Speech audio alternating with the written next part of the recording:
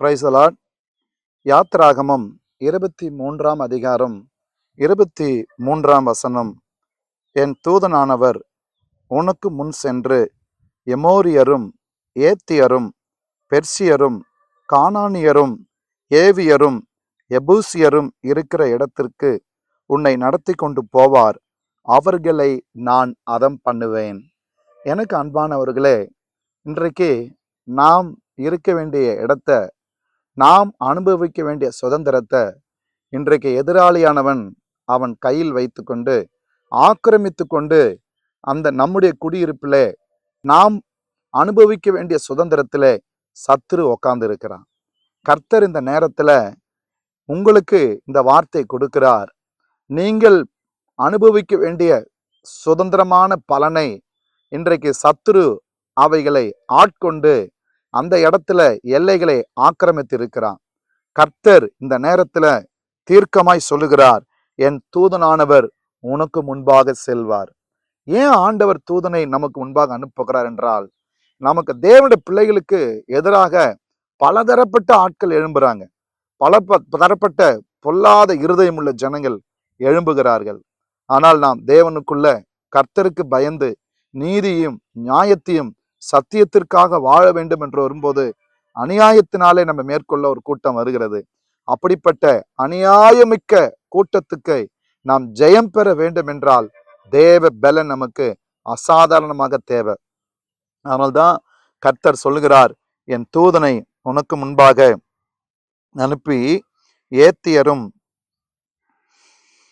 எமோரியரும் பெர்சியரும் கானானியரும் ஏவியரும் எபூசியரும் இருக்கிற இடத்திற்கு உன்னை நடத்தி கொண்டு போவார். வேதம் சொல்லியிருக்கிறது, எத்தனை பொல்லாப்பான ஜனங்கள் நமக்கு முன்பாக எழும்பினாலும், கானானிய ஜனங்கள் எழும்பினாலும், தேவனற்ற துன்மார்க்க இருதயம் கொண்ட ஜனங்கள் எழும்பினாலும் கர்த்தர் அதம் பண்ணுவேன் என்று கர்த்தர் சொல்லுகிறார். எனக்கு அன்பானவர்களே, உங்களுக்கென்று பேச யாரும் இல்லைன்னு நினைக்காதீங்க. கர்த்தர் இருக்கிறார். உங்களுக்காக உதவி செய்ய யாரும் இல்லைன்னு மனுஷனை தேடுறீங்களா? கர்த்தரும் கூட இருக்கிறார். யார் உங்களுக்கு எதிராய் எழும்பி வராங்களோ கர்த்தர் அதம் பண்ணுவார். ஏன்னா தேவ தூதன் உங்களுக்கு முன் செல்லுகிறான். இந்த காலை நேரத்துல இந்த நல்ல பொழுதை ஒரு ஜெயம் பெற்ற நாளாக தேவனுக்குள் உங்களை இடைப்படுத்திக் கொள்ளுங்கள். தேவ பலனால் நிரப்பப்படுங்கள். ஜெப ஆவியை தரித்துக் கொள்ளுங்கள். பரிசுத்த ஆவியின் அபிஷேகத்துக்குள்ள கடந்து வாங்க. மீதியான காரியங்களை தேவ தூதன் நமக்காக நின்று எல்லா சத்துருக்களை அதம் பண்ணுவான். உங்கள் வாழ்க்கையில தேவன் வைத்திருக்கிற சுதந்திரத்தை பெற்றுக்கொள்வீர்கள். வேதம் 25 அதிலே சொல்லுறது, உங்கள் தேவனாகிய கர்த்தரையே சேவிக்க கடவீர்கள்.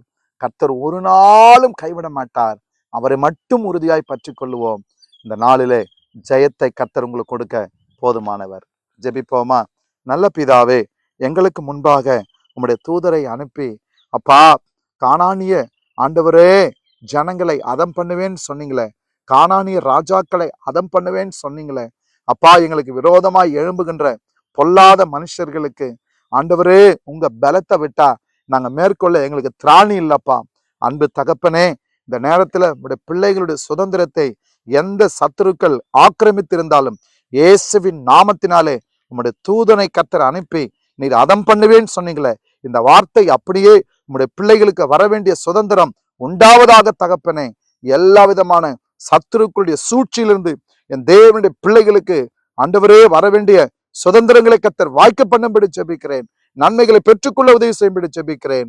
ஆசீர்வதியும் இயேசுவின் நாமத்தில் பிதாவே. ஆமென். God bless you.